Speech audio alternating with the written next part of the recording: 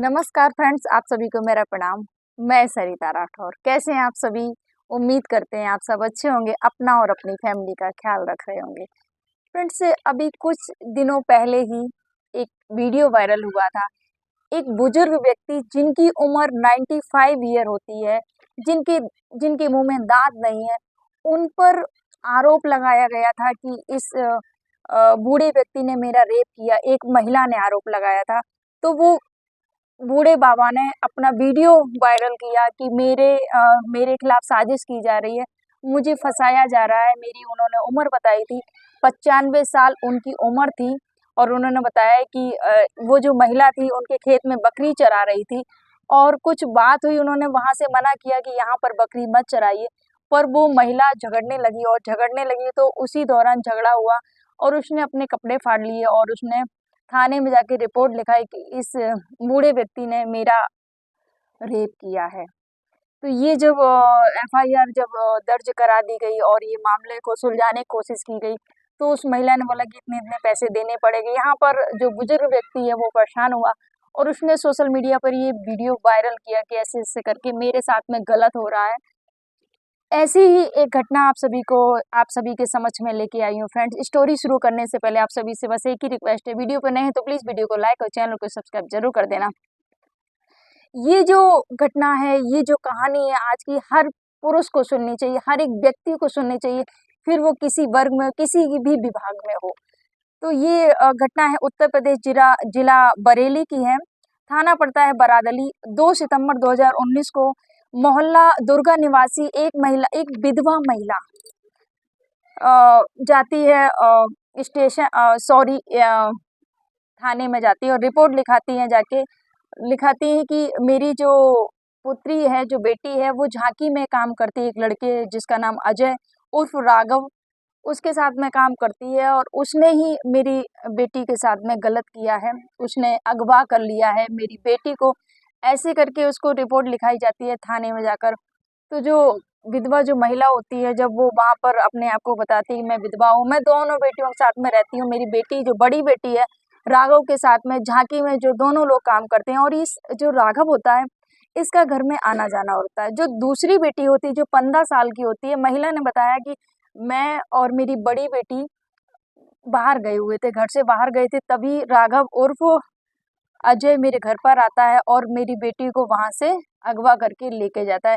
ये थाने में वहाँ पर रिपोर्ट लिखाई जाके जब रिपोर्ट लिखाई गई, तो जो पुलिस कर्मी जो होते हैं सारे लोग लग जाते हैं छानबीन में। उसके बाद में दोनों को बरामद कर लिया जाता है, बेटी को भी और बेटे को, दोनों को बरामद कर लिया जाता है। उसके बाद में जो बेटी होती है वो अपहरण की रिपोर्ट, उनको मुकदमा दर्ज कराया जाता है और मजिस्ट्रेट के सामने उस लड़की को पेश किया जाता है। और जब उस लड़की को पेश किया जाता है तो एक उसने लड़की ने जो कहानी सुनाई, उसी के अनुसार पूरा उस लड़के पर, जो अजय होता है, उस पर मुकदमा दर्ज कर लिया जाता है। पुलिस ने धारा धारा 463 धारा, अपहरण की धारा और उसको ढूंढ अपहरण की धारा में शुरू करके उन जो धारा लगाई गई अपहरण की, उस धारा में को लेकर ढूंढना शुरू कर, दोनों बरामद हो जाते हैं। उसके बाद में 164 धारा 164 मजिस्ट्रेट के सामने वहां जाते हैं और बयां जो लड़की जो कहानी बताती है उसी के अनुसार उस पर और पॉक्सो ऐप और भी जो धाराएं होती हैं और भी उस लड़के को धाराएं लगा दी जाती हैं और उसको चार्जशीट करके उसको जेल भेज दिया जाता है। जब उसको जेल भेज दिया जाता है लड़के को, उस लड़की ने जैसा कि बताया मजिस्ट्रेट के सामने, उसने बयान दिया कि इस लड़के ने मेरा अपहरण कर लिया था, मेरा मुंह बंद करके मुझे किडनैप कर लिया था और मुझे नशीली दवाएं दी गई, मेरे साथ में रेप हुआ।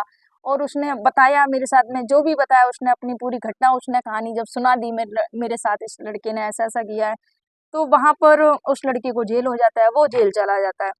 उसके बाद में फरवरी 2024 आता है और वो लड़की, क्योंकि इस दौरान जब वो जेल चला जाता है लड़का, उसको सजा हो जाती है, तो वो इस समय जो लड़की होती है उसकी माँ उस लड़की की भी शादी कर देती है। जो लड़की की शादी हो जाती है वो अपने ससुराल, क्योंकि इधर मुकदमा चल रहा था, मुकदमे पे आना जाना होता था, तो शादी के बाद में भी उस लड़की का मुकदमे में कोर्ट में आना जाना पड़ता था। तो जो पति होता है लड़की का बहुत ज़्यादा झुंझुलाने लगा, गुस्सा होने कि क्या ये मुकदमा चल रहा है, वो लड़की भी कहीं न कहीं परेशान हो जाती है वहाँ पर, क्योंकि शादी के बाद में भी कोर्ट में आना-जाना लगा रहता था। तो लड़की बोलती है गुस्से में आकर, और बहुत ज़्यादा वो हो गई थी परेशान, तो बोलती है जज साहब से कि मैं बयान बदल दिया लड़की ने कि मैं अपनी मर्ज़ी से गई थी, और 4 साल 6 महीने, क्योंकि वो जो इस लड़की के जो बयान थे, इसने जो पहले जो अपनी घटना बताई थी कि मेरे साथ में गलत किया, नशीला पदार्थ दिया, अगवा किया गया, अपहरण किया, उस हिसाब से इस पर धाराएँ लगी थी और ये जेल में गया था। लेकिन जब लड़की ने अपने बयान को पलट दिया, अपने बयानों को उसने पलट दिया कि मैं अपनी मर्ज़ी से गई थी, उसने ऐसा कुछ भी नहीं किया है, ये झूठी पूरी कहानी है। तो वहाँ पर जो जज साहब थे वो भी चौंक गए कि इतनी, मतलब आज ये लड़की बयान को पलट रही है, और वो जो लड़का उसका जो बेकसूर है, जिसका कोई कसूर नहीं है, वो इतने दिन से 4 साल 6 महीने 8 दिन से जेल में पड़ा है लड़का, वो बेकसूर लड़का किस गुनाह की सज़ा काट रहा है, उसका तो कोई गुनाह ही नहीं है, और उसको बेमतलब में उसको सज़ा मिल रही है। वहाँ पर जब उन्होंने सुना जज साहब ने, तो वो चौंक गए, और उस लड़के पर बहुत दया आई कि मतलब एक गलत फैसला हो गया, वो लड़का जेल, क्योंकि इस लड़की की वजह से, इस लड़की के बयान की वजह से वो लड़का जेल चला जाता है।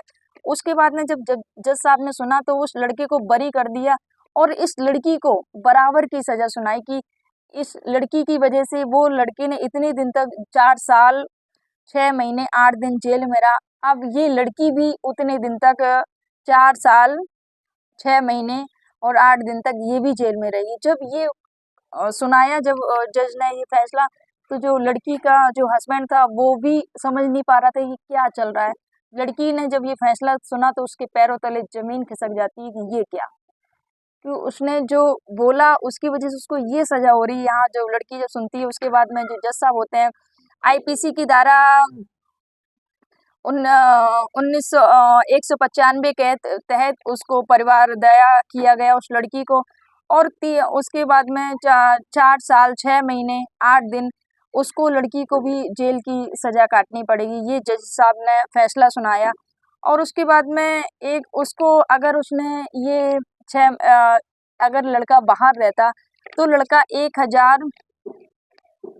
1653 दिन जेल वहाँ पर रहा था, कि 1653 दिन जेल में रहना पड़ेगा लड़की को।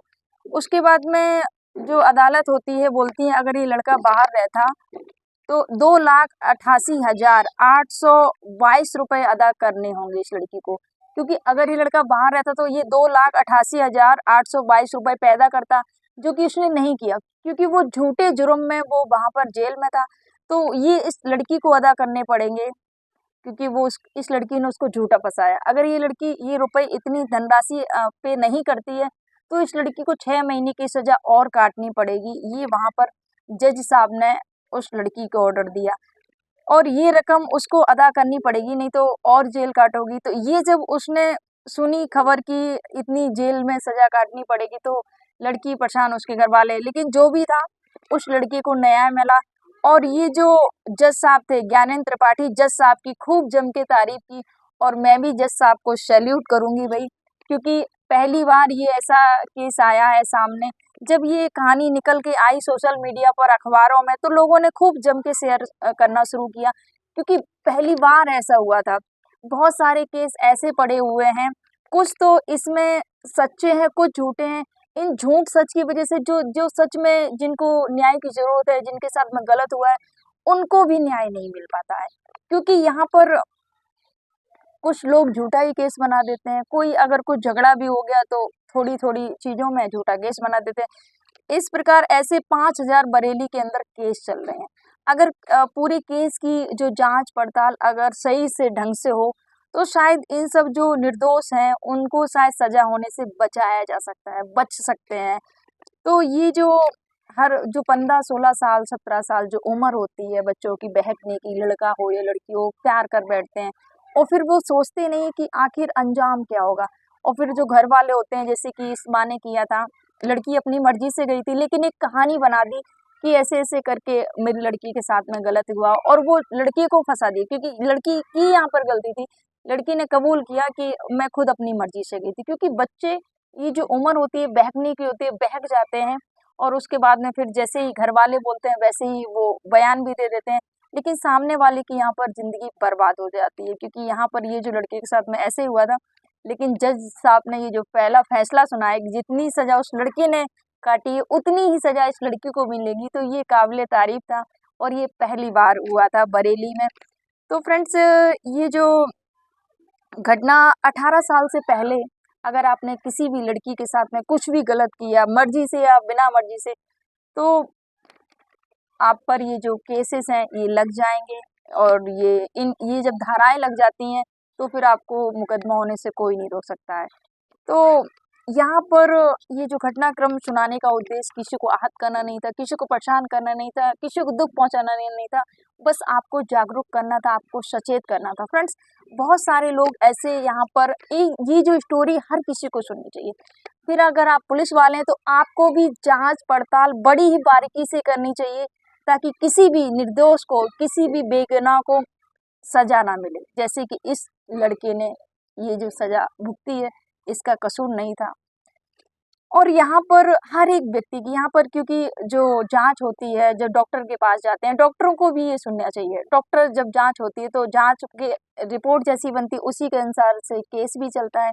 तो यहाँ पर डॉक्टरों का भी बहुत बड़ा योगदान रहता है। जैसी रिपोर्ट होती है उसी के अनुसार केस तैयार हो जाता है। और एक, अब वो निर्दोष है या नहीं है निर्दोष, या फंसाने की कोशिश की जाती है, यहाँ पर रोल सबका आ जाता है। और फ्रेंड्स, बस यही कहना चाहूँगी, सावधान रहिए, सचेत रहिए, जागरूक रहिए, और किसी को ऐसे झूठे केसों में मत फंसाइएगा, क्योंकि जब आदमी झूठे केस में फंस जाता है तो उसकी ज़िंदगी बर्बाद हो जाती है, क्योंकि उसको बस यही अफसोस रहता है, मैंने तो गुनाह ही नहीं किया है और मैं किस गुनाह की ये सज़ा काट रहा हूँ। तो फ्रेंड्स, ये जो घटनाक्रम सुनाने का उद्देश्य बस आपको जागरूक करना नहीं था। जो जितना न्यूज़ में ये जो सोशल मीडिया में था, मैंने उतना आपको सुनाया। तो आपकी क्या विचारधारा है इस घटनाक्रम में, अपने भी कमेंट ज़रूर शेयर करिएगा। फ्रेंड्स, आप सभी को मेरा प्रणाम। जय हिंद, जय भारत, जय सिया राम।